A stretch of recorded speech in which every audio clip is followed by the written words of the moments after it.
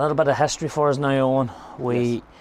We met you down at the factory this morning, which is under a pretty big, extensive building project. Correct, yeah. We came down to look at the baler that's been raffled for Kilmaine, which is very important to McHale. Yes, yeah. But as far as I'm concerned, I'm standing on a bit of historic ground in the sense of you're explaining to me McHale Farm Machinery. This is practically where the brand started. Yeah, correct, Gareth. Let's step back in time a little bit. Originally, McHale would have started with block cutters and slurry pumps or agitators, which would have started in a shed just down this road behind us. Just beyond that house there. Yeah. A wee tiny shed, and it's not big. No, small shed. Would have started there. This site here we were on was a green field or a field as such, rented at the time to display second-hand machinery that was also part of the retail businesses, you could say, that Porrick and Martin were running along with the manufacturing of the block cutters and agitators. And essentially the business grew, turned into a premises that was retail business at the front and manufacturing business at the back. That was so in the early days, the brothers had a retail business which was selling agri-machinery, tractors, second-hand tractors, yeah. Out front, and in the back they were welding and grinding and baiting new machines together. Yeah, so the late 80s this business would have developed here as such, all the way up until the late 90s. In 1999 we moved into Ballinrobe then, which is a little under 10 kilometres away. Yeah. In 1999, and that's where we are today, and have expanded inside today. But the brothers have kept this business here, which is, on the side of the road. It's the McHale Farm Machinery. Correct. Obviously, there's the McHale products out behind us, Fendts, Masseys, and a whole array of stuff about here. So I find that very, very interesting. Well, they started selling second-hand machinery, selling second-hand balers. Yes. We're modifying balers for the west of Ireland, and what was needed to make these other competitor balers work for the west of Ireland. That all developed down the line. We had a very close contact with the end user. We had round baler wrappers. We had close contact with the end user using them. So having the retail business was a benefit for McHale then, because it allowed them to build a machine, keep it working locally, keep it working with the end user, knowing that Farmer Gareth has it, this is the problems he had. The relationship was strong. It worked, they complemented each other, if anything. And that's still the way today.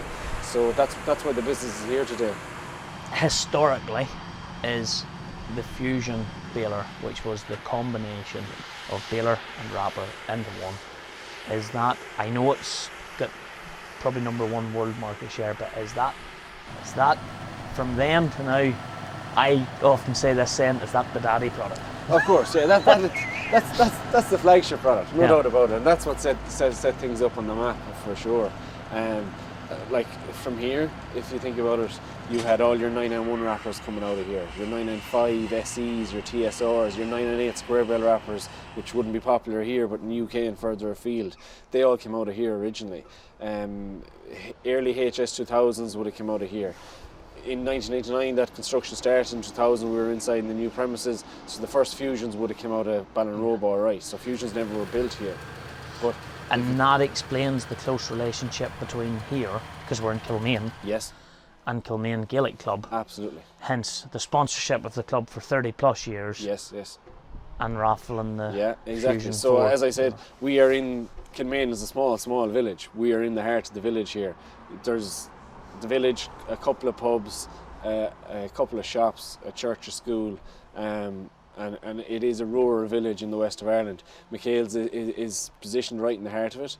As you said there, they're sponsor of the jersey for over 30 odd years. Fantastic. They came on board a number of years ago with this proposition for developing the new facilities. Spoke with myself and Paul and a few others, and look, it's an exciting opportunity from the point of view that it's not every day Fusion's raffled.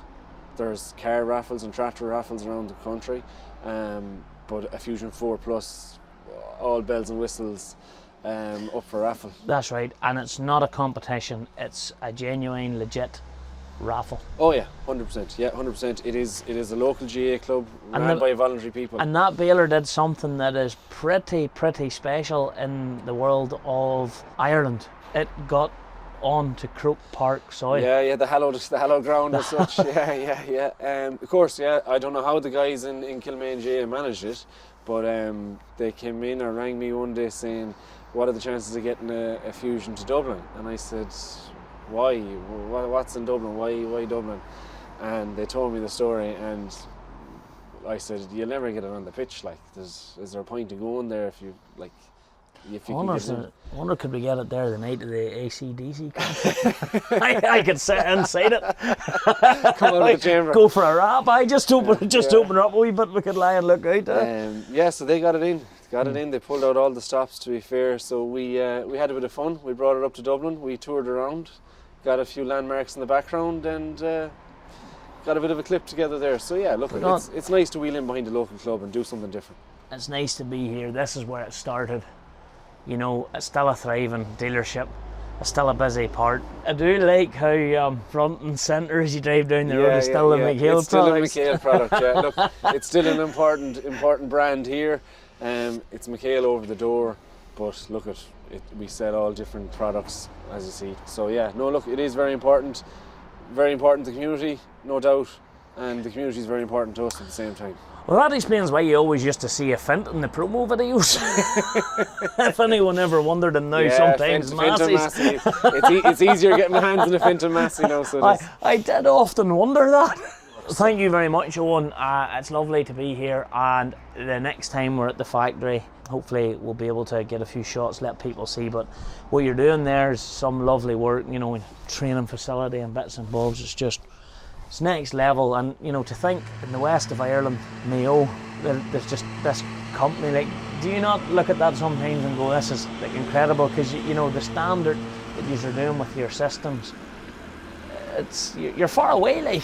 Yeah. Look, it's nice when you travel further afield and you see a product like a Fusion that has come from a rural town, and you know who's actually.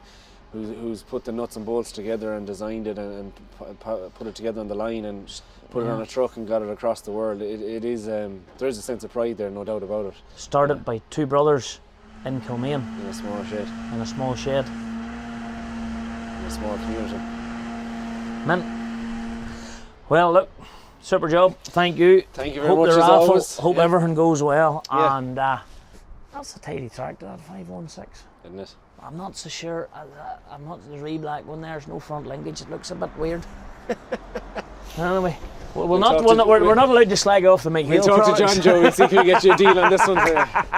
Super job. Super. Thank you, guys.